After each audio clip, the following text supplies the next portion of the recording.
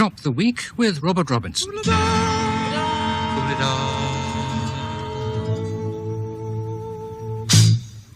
Hello, our conversation this evening comes from Brenda Maddox, author and media correspondent at the Sunday Telegraph, Laurie Taylor, Professor of Sociology at York University, Stephen Oliver, the composer, and Nicholas Tucker, lecturer in psychology at Sussex University. We have music from Instant Sunshine. Now, just back to Philistines for a moment. Douglas Bolger of Boscombe reminds us that one of Lord Rosebery's favourite companions at dinner was an old chap who had a farm on the estate, and some young sprig was going on about art rather more than somewhat, and paused to glance at the old farmer before adding that art wasn't for Philistines.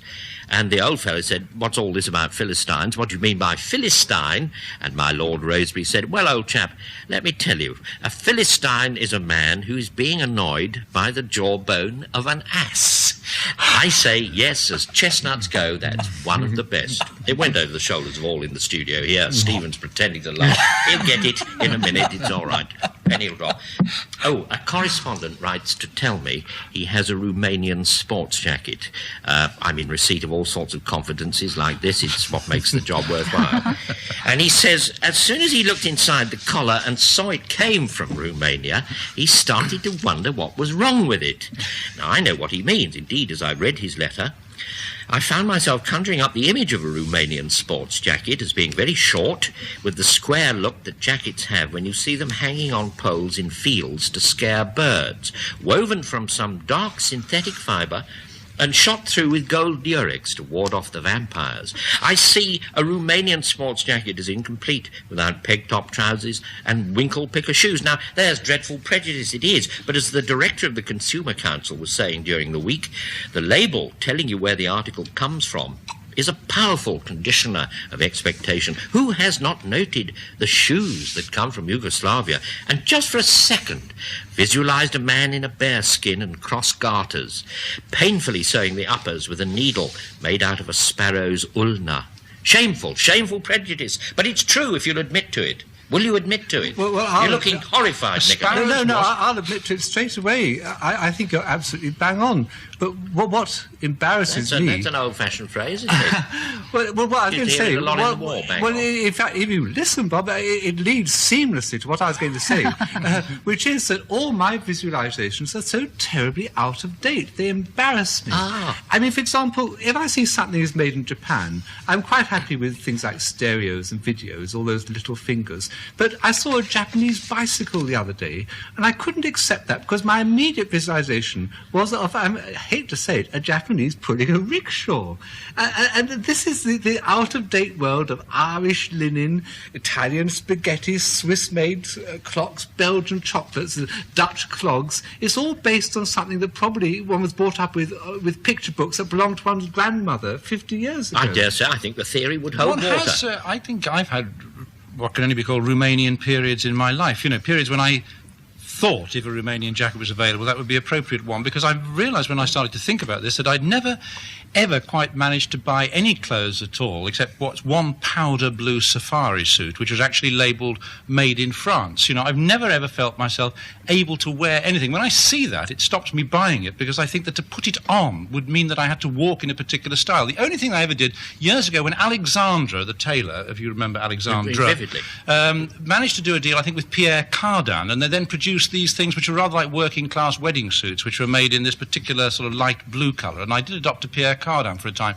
But since then, the best that I've ever managed to aspire to is Italian, and to feel that if it's an Italian suit, to open it up and suddenly see the name Made in Italy, exactly as you say, is to suddenly see everything sort of fall into place. And the only thing that worries me, I also have the picture of the small Italian, and the small arms and the small legs. And I have a vague idea that if it's Italian, it's really made for a small person. It's been stretched to accommodate me. Do you mean, Laurie, you feel you've got no right to wear a French suit because it's above your star? You mean I do. Italians. I mean, surely it's much more straightforward than this. I mean, who would willingly buy a French book printed it as it is on paper that you would disdain to tie up a parcel with, and with a binding whose inadequate binding is insultingly protected by covers even thinner than the pages, or German clothes which are clearly designed by the same firm who sells wigwams to Red Indians, or Italian meat clearly cut by that soft-hearted nation from the bodies of animals that have died of old age. They're very hard wearing, those or wigwams, Spanish you know. cars. When have you looked up your nose at those wigwams? Or Japanese whiskey, or Last Belgian forever. painting, or,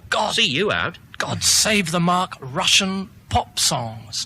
But on the other hand, it's quite different when it comes to German sausages, or Italian clothes, or French stoves, or Russian furs, or American...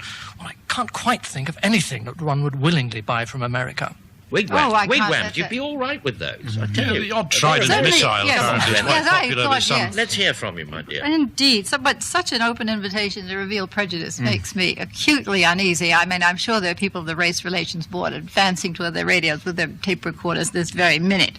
I mean, I'm loaded with these prejudices, but I do think they're reality-based. I mean, all Italians may not be musical, or may be musical, or lazy, or small, but I'm like Laurie, I think it is terrific. And actually, thanks to this program, I looked at a label on my favorite coat, which I really don't wear all that often. It's kind of gray-green, the kind of coat you see on women on trams in Frankfurt. Anyway, and it had an anonymous brand name, Jenny, could be anything, made for the whole world. Lo and behold, it says it made in Italy on it. I'm going to send it to the dry cleaners. Sorry, go on, Brenda. I know, Go on. but American things. I mean, I go there for a mouthful of family and one thing and another, and anything that's American, if it's cotton, I won't buy an American thing that is woolen, because American sheep and everything, it's not the right place. American things, if they're cotton... What's wrong with American sheep? Is there some terrible thing that They Americans don't know make that wool. the rest They of us don't make wool as well as So British wool. I think the problem is, you see, that we made all these apportionings out about 50 years ago, where the great sort of capitalist trading nations, each one was good at something. And it's very difficult to accommodate to the fact that things have changed. I mean, I still like the idea of Sheffield steel. I don't like the idea of, say, Japanese whiskey. But in a way, we do change, because I was reading a Graham Greene novel the other day, and it begins with a seedy dentist on a South American quay, and he's waiting for his new drill to come. And he says, I do hope it's a good English one, not some inferior Japanese rubbish. And I realise that in fact things do change, but slowly. Mr. Brooks of Sheffield is certainly famous in various novels, I could mention. But I'd like to take up your point about apportioning qualities to countries. I always think, for instance, of Scandinavia as being absolutely spotlessly clean and pure, because all the homes that one sees of Scandinavians are all terribly, terribly clean. And you rather feel that anything you buy from Scandinavia, whether it be a radio or a table, should bring that quality into the house with you. And you're always slightly startled when they start behaving once they're in your house, these tables and chairs, as if they were made in Swindon, as if they all start collecting dust like every other article of use in your home. But I was brought comfort by reading a French diary this week, where the diarist went to a very rich lady who lived in a chateau which was covered with dust and said, "My dear, you're very rich. Why is your house so terribly dusty?" "Pourquoi?" she said in her witty French way. And the lady of the house said, "Dust? Dust is beautiful. Dust is furniture's face powder." You see, it's when smells of the land. When Stephen talks about the way in which you feel that these particular goods coming from this place will bring in the qualities of the country from which they come, there are also some objects which you feel are so essentially belong to the nation. I'm thinking of Portuguese sardines. I mean, you'd really believe that Portuguese sardines speak Portuguese and that they've actually lived there for some time and that they really have nothing to do with any other country and feel slightly alien when being opened in English kitchens. I don't feel quite the same thing about Swedish beer, because Swedish things are taken over, and when you go and you buy lager and it's called Kransporter and Kronenspurter and all these names. I mean, it could just as well be called Volvo or Saab, couldn't it? I mean, the Swedish thing has become something that isn't attached to it. But over wine, I was just checking with my man in York, who's always like trying to get wines from different countries, and he's always interested in the possibility of being able to persuade people to buy wine. So he had I remember the 2 crates he sold me via Excellent, excellent. Now a very leading man. Well, at least I remember them. And he had some success last year with the Lebanese wine from the Bekaa Valley, that sort of Chateau Moussard, which actually is beautiful wine, sold very well. But then he's had trouble getting rid of the Texas wine, because the University of Texas they've got a great deal of land there, and they're trying to sell. He's been successful with Zimbabwe wine, but now he's trying, and I wish him luck with this, Indian champagne from the foothills of the Himalayas, which apparently goes down extremely well with a Vindaloo. But will people ever be able to go in and say a bottle of Indian champagne? I must say, I think all you racist types are ignoring the problem. Nobody has mentioned anything British here. Poor Robert Kilroy Silk the other morning had a whole studio audience full of people trying to say, why won't people buy British anymore? I mean, most people are not like Nicholas and are willing to abandon their old prejudices, and there are very few people who actually will buy a British motor car unless their company requires it. And I'm told Even some eminent national organizations allow a choice throughout the EEC. I mean, we'll get back to clothes. I mean, British designer clothes, I think, are made for people who look like British designers, as designers, like artists, always draw themselves again and again. And Selina Scott has said, every woman has her Jean Muir dress. Well, I don't. I mean, they cost as much as a couple of video recorders anyway. But have you ever seen Jean Muir or a picture of her? She's a small, elegant, neat, bony little thing. I mean, there's even only one member of the royal family who could conceivably wear a Jean Muir. I get down from that pedestal into C&A, and when I discovered that it was a Dutch company, I thought to myself, when did you last see a well-dressed Dutchman? And as for Portuguese sardines, the difference between them is they're always fresh. They never come in cans. Yeah. As for Portuguese shoes, of course, Portugal is famous for its shoes. I always see them as ceramic. I see them as a sort of species of chimney pot that you can wear, simply because I always associate Portugal. I mean, this is harmless racism. Harmless racism. I associate Portugal. Harmless racism, but not if it's inaccurate. And I think it's the romanticism of shopkeepers. In the interests of the fine scientific honing that statements on this programme very, very properly demand, I wandered vaguely around my flat and discovered that my wash basin was made in Italy and my taps in France. Now, clearly, a wash basin could be equally well made and sold in Britain. And it's not me who's bought the Italian one, it's the shopkeeper who has felt that he has been chic and svelte and soigné by preparing for sale a madly continental, raffish wash basin. Something like that applies to the reason that why, when we go out and we buy clothes and we think, well, this is really rather a nice shirt, and we're just about to buy the shirt and we look inside and we see that it says made in Yugoslavia, what concerns us is the idea of a very large number of people in Yugoslavia saying, should we make some of these ridiculous shirts for that man Taylor back in England? It's the idea that they are so easily able to fabricate a style which I have personally selected.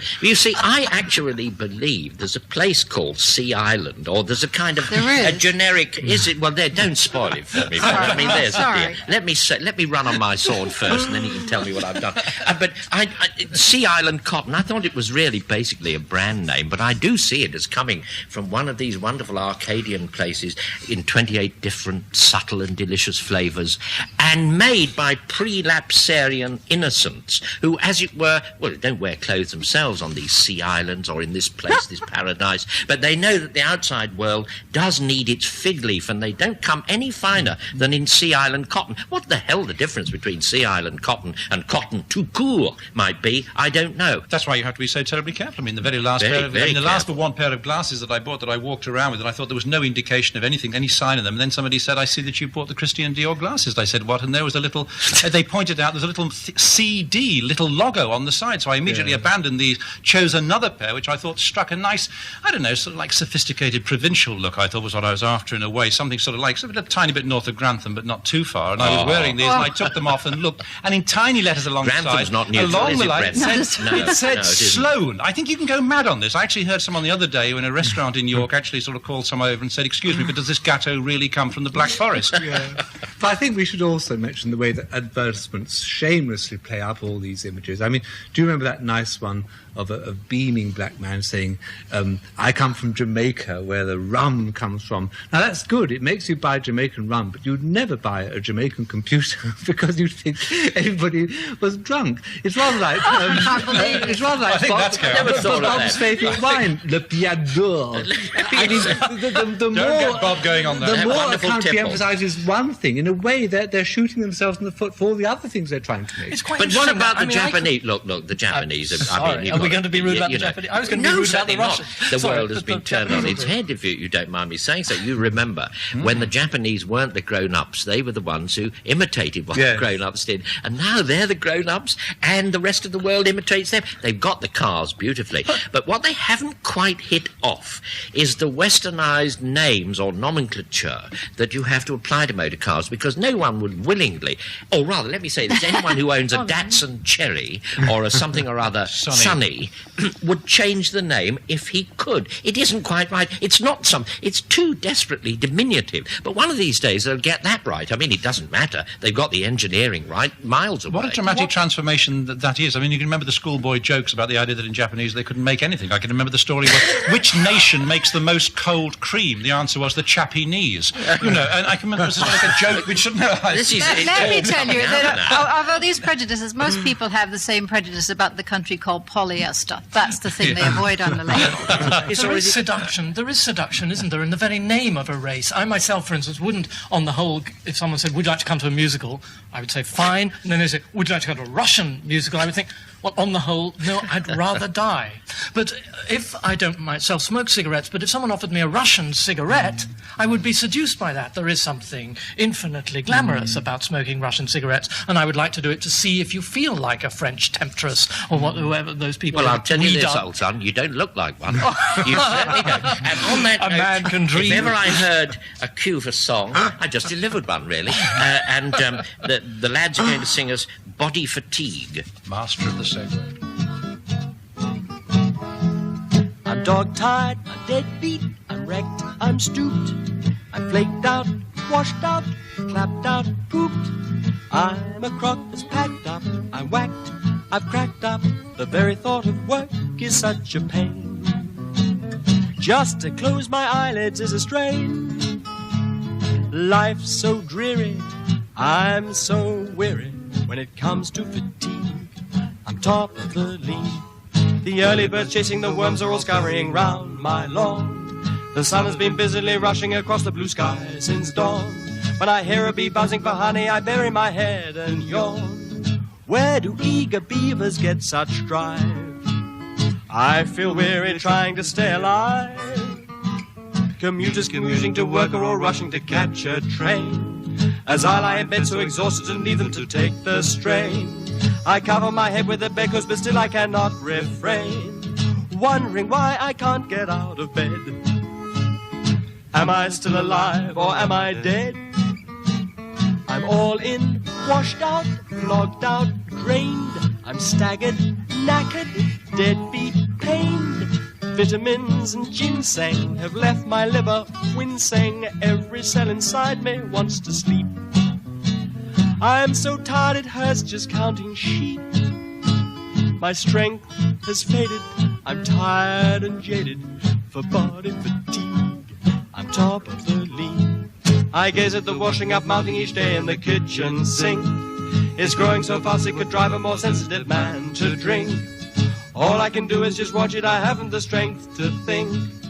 Why is daily living such a slog? Oh, every day I'm tired as a dog. I'm battered, I'm done for, I'm shattered, shocked. I'm knocked out, bagged out, I'm crippled, crocked. With every move I'm making, my bones are breaking, while all around me people skip and run. I'm finished when the day has just begun. There's no denying, it's no good trying. For body fatigue, I'm top of the league. For body fatigue, I'm top of the league. Ah, well, I will start with a quote after that excellent song by the Instant Sunshine people. They've got their thumbs raised there. Well, they might have done. Good stuff, lads. Shut the door, good John. You could finish it for me, Stephen. I said. Fatigued, I said. Tie up the knocker, say I'm sick, I'm dead. Now, that really is the only time, the last time, I can remember ever hearing the word fatigue used as though it were a real word that meant something. And even then, I'm not sure Pope wouldn't have hit the note of irritation better if he'd written, I'm tired, I said. It scans perfectly, Stephen, before you question But it's that. not an adjective, as it turns out. It doesn't really matter. Well, it's just that I caught sight of the word fatigue again during the week, title of a book called Farewell to Fatigue. And I couldn't help thinking the word canonizes the idea of feeling tired by giving it a solemn sort of name you could go round boasting you suffered from. Well, you couldn't very well call the book Farewell to Feeling Knackered. But glancing at the book, I was rather pleased to find the author didn't seem to be saying fatigue was a sign you were especially wonderful. Indeed, underneath the smooth-flowing text, I thought I detected a sort of impatience which chimed with my own. I'm not against people feeling tired, but I am rather against them telling you they are. So much of the fatigue people complain about isn't really tiredness at all. It's complaining. It seems to me to be human is to be born tired. You're tired before you go to sleep. You're tired after you go to sleep. It's absolutely absurd to think there's a state we should be full of vim and vitality. That's all very well, but do you go round telling people when you're tired? Certainly not, because as I said, it's rather like saying, I'm breathing today. Everybody's tired all the time. Well, at least we know where you stand. The few people he quotes in this book who aren't tired, the same three people. It's always Titian, the Duke of Wellington, and some obscure French mistress who had lovers at the age of 90. Those are the only three he can find. Everybody else is tired. If anybody ever says to you, you're tired, the only answer is join the club. What Bob is homing in on, though, is the insolence to be received by someone who says, well, I'm absolutely exhausted. Because when you say you're absolutely exhausted, what you really mean is two things. You mean, first of all, I'm terribly much in demand, and I'm working very, very hard. And the other thing is, remind me who you are? Yes. Do you notice how all the slang for fatigue exaggerates the state? I mean, most other things are euphemisms, but there's no spend a penny about fatigue. I mean, people are knackered, knocked out, bushed, decked, whacked. It's a boast, you see, what I've been up to. However, women are supposed to be fatigued. I mean, they say, in fact, this man who seems to have collected every single quote about the subject says that Erica Young says this is what the feminists say, this is all we've fought for and won, is the right to be eternally exhausted. Men aren't allowed to say they're tired. This is a terrible macho thing. I mean, you're losing in the rat race if you say you're tired. Where women are supposed to have the vapors, supposed to be tired. They've got this unstructured day. Poor things, they're depressed. They're woken up all night. They can't get through it. But it must be said that women have to look after young children. I mean, I think when a famous conductor says he's tired, you hit him in the back of the throat. But when a mother of 4 gets their children to bed and at 8 o'clock in the evening says, I'm tired, I think you respect that, don't you? I mean, well, not if she goes around telling absolutely everyone. There are her nearest and dearest, yes, but not absolutely everyone. There are whole families which are tired. I think people, I mean, there are families which are forever saying, rather like I remember you saying once, Bob, about this, there are families who have colds, and they go on having colds, and they pass these colds on. These families, when you arrive round, 2 or 3 of them are already asleep. Whatever the time of the day, they're sitting in chairs and they've dozed off. And they're always tired, and they carry this on, and they're always saying... They were trying to tell you something. No. Before I arrived, Robert, I was careful to say it. Before I arrived, they're asleep. Now, and they're always saying, their favorite expression is, that's better.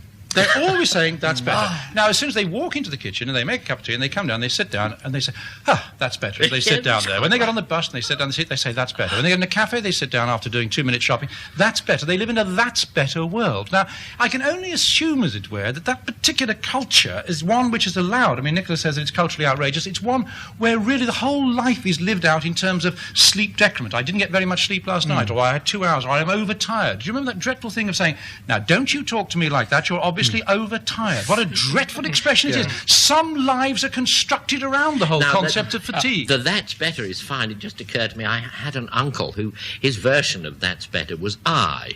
He'd sit down and he'd say, I. Then he'd go to sleep. And when he woke up, he'd say, I, again. And you're quite right, it was a sort of framework. I made the mistake once of telling my doctor that I was tired in the evening, and he said, so am I. 9:30 and I'm knackered. Go to bed. See? I mean, I think fatigue is expecting you should be otherwise at that moment. And this book, which I hope nobody will knock, it is an absolute masterpiece of the do-it-my-way genre. This man says, I've never read so many variants of the research has shown. He's actually picked out something called biometeorology. It has a Professor Clarence Mills who discovered that rats were more sexually vigorous in a cold climate. Professor Mills's findings have been confirmed on numerous occasions, and he names 2. One is a study of some South American woolly monkeys in Cornwall, and the other is the black hole of Calcutta. You know, what they've been doing, it's another sort of euphemism for all of this, is they've been overdoing it. Yes. Now, anyone who tells you that they're tired invites the further... You must never do it. It's a terrible solecism. Invites further inquiry. Then they tell you that they've been overdoing it. And don't think, of course, that what they've been overdoing is anything like sex or drink or anything vaguely enjoyable. It's a kind of distinguished overdoing. It's something to do with, I don't know, finishing the novel. Perhaps, yes, taking on commitments because you haven't the heart to say no. And people do, what shall I say, rather rather depend on one. And they're going to Barbados now, and do you know what? They're going to do absolutely nothing. And when they say that, they expect a small murmur or ripple of endorsement and sympathy. Right, too. And they seldom get it, I may say, well, in my this is experience. the point. They seldom get it. And this seems to me what it's really all about. That when you're a child, being tired is about the only medical state that parents are actually very glad to hear about. If ever a child says they're tired, that means hooray, an evening for the parents. And of course, if you aren't tired, there are lots of parents who say, well, I think you are. You know, you'll feel it if you don't go to bed And the now. dreaded line, an early night tonight. Early night. How many children have been friends early with night for it? someone. And then, of course, what happens? You go to school and you join your peer group, and then one day you say, you're your peer group, all those kids around you, say, I'm feeling tired. Instead of the same sympathetic response you get from your parents, you get jeers, whistles, what a weed, what a feeble sort of person. And you, on the whole, don't dare say it again. So I'm very surprised, Bob, these people shouldn't you say it, meet Nicholas. could ever get away with it. I thought your response is not to ask them what they're doing, is to smile politely and move over to somebody more interesting. It's to get in first. It's devastating. That's If you right. say to someone, Bob, you look tired. I mean, That's you're the most feeling hostile absolutely... remark in the world, Isn't isn't it? You're bouncing along, you're feeling marvellous, you've got all your best label clothes on, and somebody says, what's wrong? You're looking tired. That's right. Absolutely. I'm not going to Carry go on along after with you. that. You said we mustn't be nasty about the man who'd written this book, but I think it's a bit outrageous to compare fatigue with typhoid, which he does at the beginning. I mean, it's a bit like comparing boredom with leprosy. I mean, I think there's an osteopath who's got above Practicing himself. off. Well, I mean, An osteopath who's osteopath. got above himself, and that's always dangerous. meant I think by- they should stick to mending backs and stop writing books. And when he says, he says it's very, very difficult, because he said we learn that most politicians are tired, it turns out.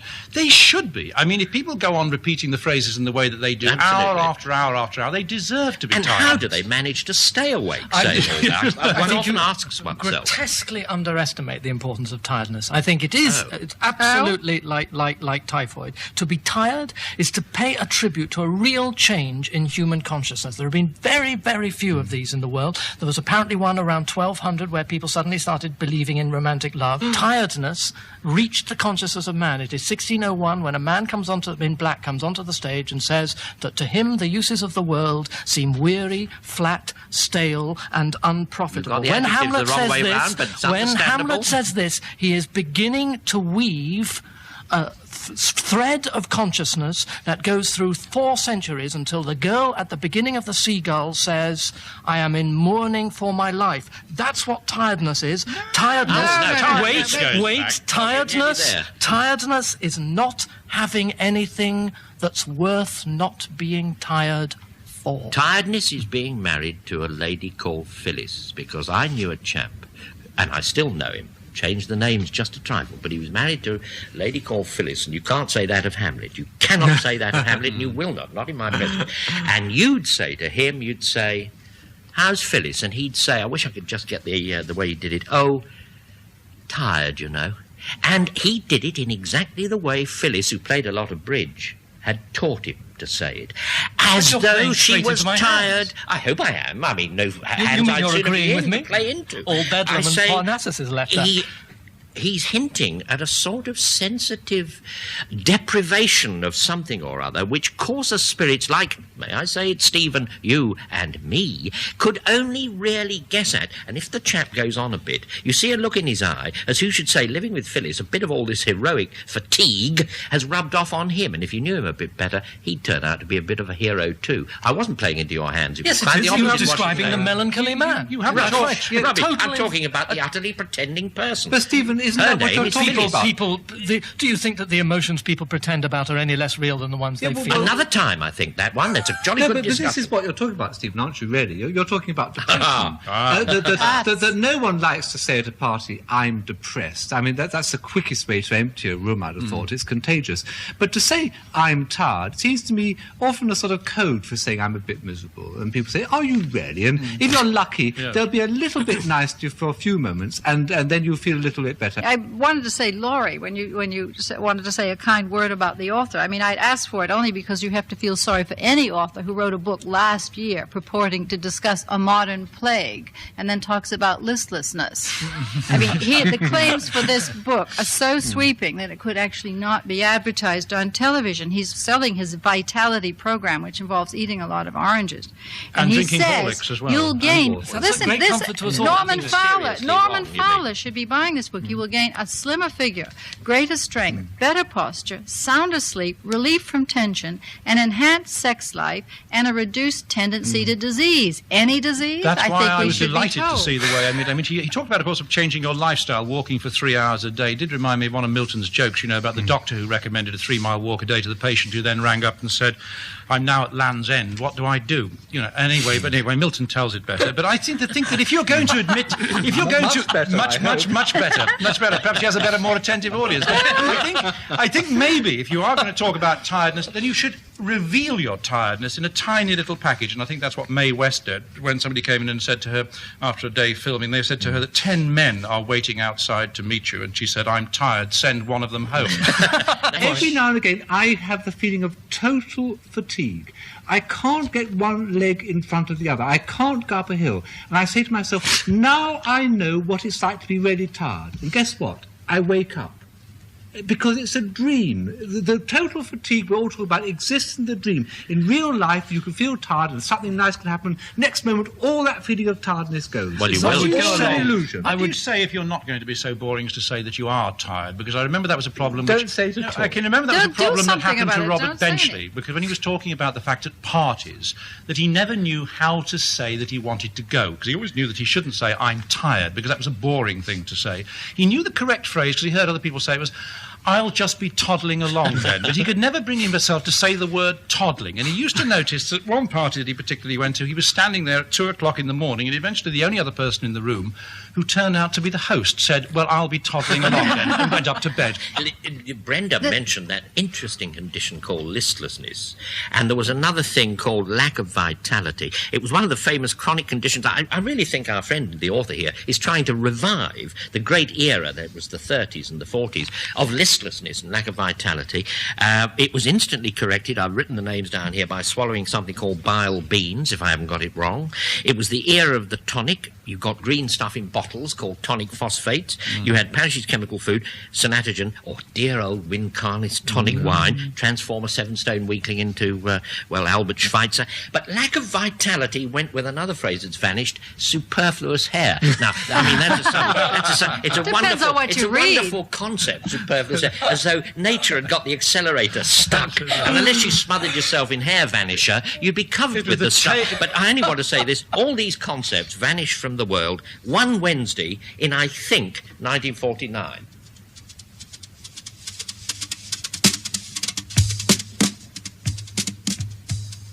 Brenda Maddox, Stephen Oliver, Nicholas Tucker and Professor Laurie Taylor were stopping the week with Robert Robinson.